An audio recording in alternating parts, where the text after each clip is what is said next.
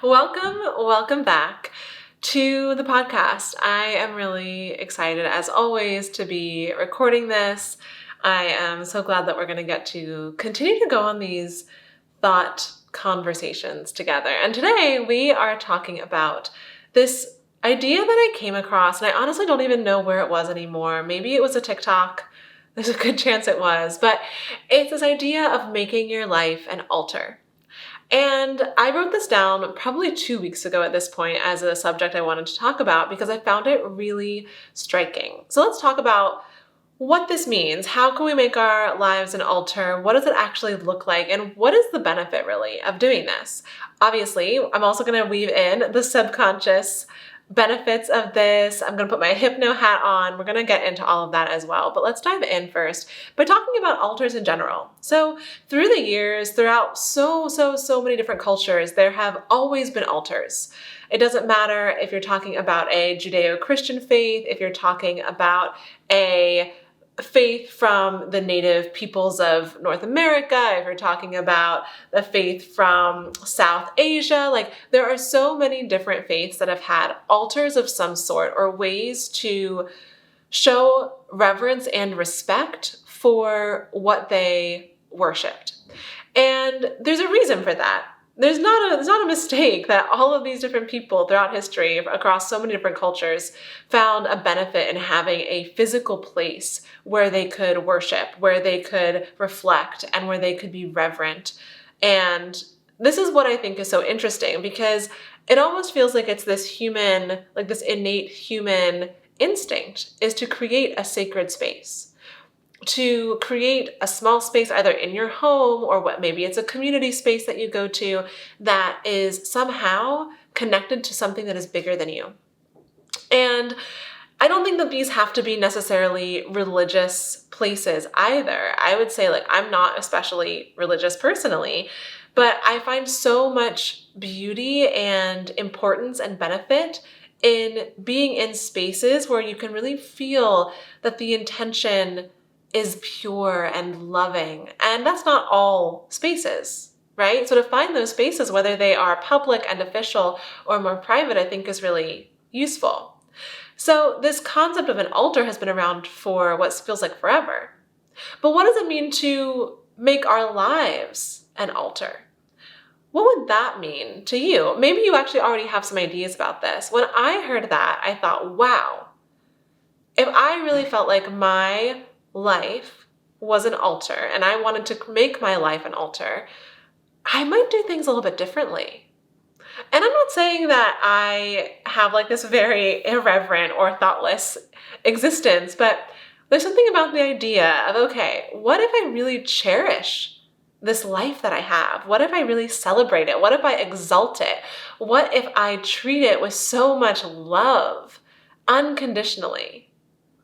What would that be like? And I think that there's many ways that you could approach this. But the first thing that I thought is well, what are the ways that I would talk to myself? And how do you talk to yourself? I think there's this concept of when you're in a sacred place, you want to have a certain kind of behavior, right?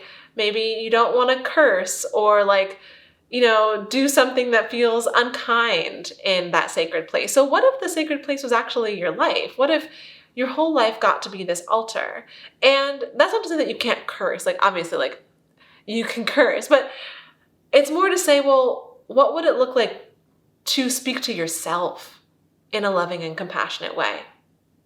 What would it look like to actually give yourself compassion and grace when something went wrong, as opposed to blaming yourself? And also, what kind of choices would you be making? When I think personally of my life, if I want it to be this celebration, if I want it to be an altar, this really incredible space that I want it to be, for me personally, that means getting outside of my comfort zone. That means choosing to do things that might feel scary or maybe overwhelming at first, but choosing to do them because I know that they're going to lead me to something incredible on the other side. I wouldn't want to look back on the altar of my life and just see things that I hadn't explored, things that I had thought about but then left at the wayside, things that I hadn't trusted myself to pick up and investigate and be curious about. And obviously, we only have 24 hours in the day, so we can't do everything all at once. But I do think that we can prioritize certain things at certain stages in our life. And I think it's useful to consider, if you looked at the altar of your life, would there be things that you hadn't explored but really, really wanted to? Would there be things that you had kept yourself away from because you didn't know how they were going to turn out? Or would you be able to look at the altar of your life and say, wow, this represents me. This represents who I am. My life is a representation of the essence of me. Because I think that's really what making our lives an altar is about. For me, in my point of view, it's about creating a life that represents who you are to the fullest. And that means having the opportunity to explore all these parts of yourself. That means giving yourself a chance to take the pottery class, or to book that trip so that you can go on that amazing hike, or to learn how to scuba dive, or whatever it is. Because these are all parts of you. And of course, maybe you have certain roles in your family. Maybe you're a mom, a sister, a daughter. Maybe you're a partner. Maybe you are, some auntie, and you're taking care of things in that way. You can have all of these roles. But I think sometimes we get locked into, okay, well, my life has to be this way. And so I'm going to fulfill all the things that allow me to be this person, to have this singular identity in this life. And the truth is, we just don't have a singular identity. We are complex and nuanced. And, when I was thinking about choosing to leave Pittsburgh, I really thought about this. I don't think I had the term or had this concept of an altar yet, but I thought about this. And I thought, okay, well, if I looked back at my life and chose to stay somewhere just because I was afraid of what it would be like to leave it, I wouldn't be satisfied. Me personally, I know I needed to listen to that call to explore and to go out and to see more of the world. It's a part of who I am. I've always loved exploration and different cultures and languages. It's so a part of me. And so staying in one place when I haven't really figured out if that's the place I love just wouldn't have felt authentic. It wouldn't have felt like the altar of my life was fully adorned. And so I want you to consider for yourself, what are the things that your life currently says about you?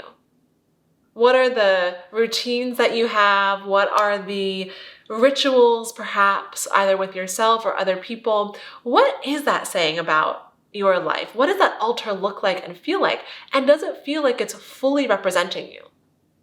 Now, I'll be honest, you may feel like you aren't quite fully represented in the way that you want to be, but that you're working towards it. And so that's great. If you feel like, okay, the altar of my life is getting some fresh flowers put on it, and I'm exploring certain things and I'm kind of in process, then amazing. But if you feel like you have completely ignored certain sections of your life's altar, if you feel like you have kind of forgotten that there are little nooks and crannies there that even exist, then I would really encourage you to take this opportunity and get curious about them again. Which, I mean to say, get curious about yourself. What parts of yourself are you not expressing or not allowing to be expressed? What parts of yourself are you hiding or holding back from, or even afraid of looking at? And why is that? Because I think we all have some part that we're not looking at. Right? We all have some element of ourselves that maybe we haven't fully allowed to come to the surface. For me personally, I am on this journey the past couple of months of reckoning with my relationship to anger. That could be a whole other podcast episode, but it's really, really interesting. And that's something that I've never explored before is, okay, well, what does anger look like and feel like to me? And can I allow myself to experience this? how does that impact everything else on the altar? So just something like that, where you're like, maybe this is a part of myself that I've written off as bad or wrong or insignificant. And if so, could now be the time for me to revisit it. And how do we revisit it? Well, obviously I'm going to say hypnotherapy because that's what I do, but it's also because I see how powerful this is. I see how powerful it is to go on a subconscious level on this journey to understanding yourself better. And of course, you're going to have a really deep experience when you work with a practitioner, but I think even sitting down with a journal or going and taking a walk and allowing yourself to reflect with intention on a specific topic, that can make such a huge inroad in deepening your relationship to yourself and having a better understanding of what is the altar that you're creating. What is that? How do you want it to feel? How do you want it to look? How do you want other people to engage with that altar? This brings up a great question that we can ask ourselves about boundaries. Sometimes our life altar has been completely overrun by other people. And why? Because we let them. No one can allow us to get overrun by someone else except for ourselves. And that might sound harsh to hear, but ultimately, our relationship to boundaries is what allows us to create a sacred space, is what allows us to create a beautiful life that's ours.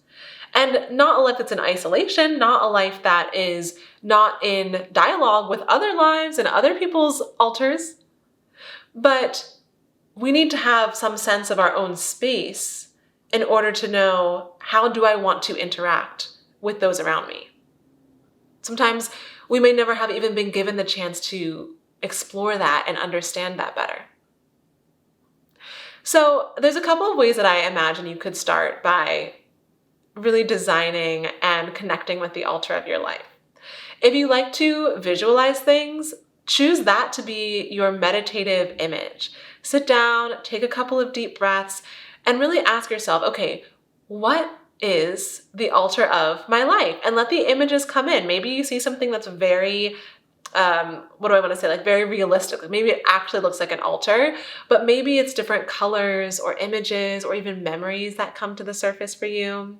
Maybe if you prefer something that's a bit more tactile, sit down with some paper and some colored pencils or crayons and start just drawing what the altar of your life is. It doesn't have to be some sort of 3D diorama thing. You can have colors be representing things to you. It doesn't matter if anyone else understands it, right? Like, this is your altar. This is your life.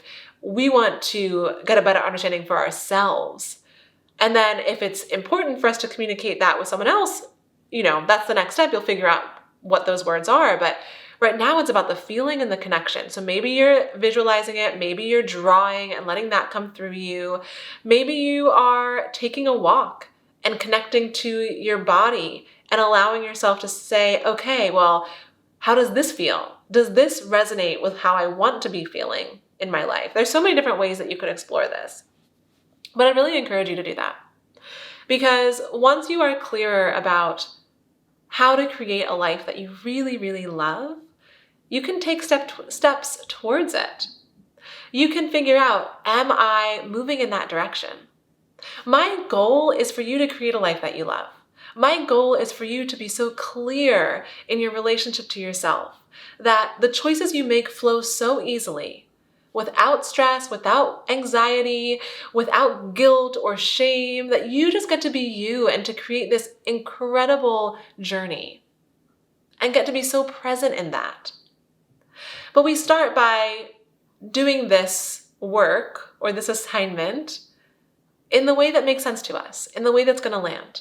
And then piece by piece you build. You might not sit down and get all the answers in one day. Like, I know for me, the altar of my life is fun. That word comes up for me all the time when I'm in hypnosis. Like, the life I want, it is fun. I'm going to have a good time. That's so important to me. And so I'm like, okay, if fun is a major driving force for the altar of my life, then how do I honor that? How do I support myself in experiencing that? And so maybe for you, the word is something else. Like there are probably multiple words or multiple experiences, but that's one that I think it's so funny to me because I never would have imagined that that was so important. But literally every single time I'm in hypnosis lately, fun comes up. Like I just want to have a really good time. And so start there. Start with getting curious, asking yourself some questions, starting to connect with what you really feel is the altar of your life. And then I would say once you have an idea, like that is the time to book a hypnotherapy session because you might find that there are some hesitations that are coming up. You're like, well, I really want it to feel like this, but I'd be willing for it to like settle for this. If you find any of that coming up for you, write all of that down. Write down the hesitation, write down the objections, write down the settling that you're already setting yourself up to do because we don't want any of that. We don't want any of that getting in the way of what you deeply, deeply desire because I really think that when we're living in alignment with ourselves, with our purpose, with who we are, then amazing things happen in our lives and we're able to create amazing experiences for every single person who crosses our path. Even if that experience is simply making them realize how important they are, how seen they are, how worthy they are. Like, there doesn't even have to be a conversation for you to impact someone. You know that. Like, if you've ever been in a space where someone was just like so themselves and you're like, wow, this person, like, who is she? She's amazing. And then you walk away and you're like, wow, you think about her. You're like, wow, she was so cool. Or on the other side, if you are in a space and someone is really having a bad day and really taking it out on the people around them, you're like, oh wow, I do not want to be in that environment. Like you being in alignment with yourself, having your subconscious in order to support you, that is the difference. It can be such a big difference for people that you don't even know and that you're never going to meet. So this is where I'm going to leave it for today. I'm really excited about this. I almost want to like check back in and see how your altar envisioning and imagining and cultivation is going. But you know what you could do? You can send me a message. You can send me a DM on Instagram and tell me how you chose to start exploring your altar, maybe what initially came up for you, and if there were any surprises that you had about that. You could also, if you're watching this on YouTube, you can leave it in the comments below. But I can't wait to see what we uncover because I know this is just the beginning. And once you start thinking about your life in this way, things begin to change. So take good care, go do this, report back on what comes up for you, and I will talk to you very soon. Bye.